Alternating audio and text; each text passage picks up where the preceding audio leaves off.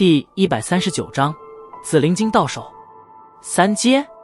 闻言，萧炎再次抹了把冷汗，即使他体内有着云芝留下的斗气之源，那也不可能将这防御力堪称变态的小紫金翼狮王解决掉。紧皱着眉头望着那匍匐的小紫金翼狮王，萧炎苦恼了片刻后，将目光移向药老，试探的道：要不老师出手解决那小东西？我早就说过，进入了这魔兽山脉，一切都得依靠你自己，除非你遇到生死关头，否则我不会出手帮你。晃悠悠地飘在通道顶部，药老微微笑道：靠，算你狠。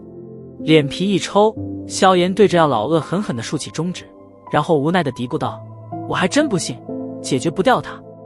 你不会真想直接干掉他吧？你别看这小家伙块头不是很大，可若是论起战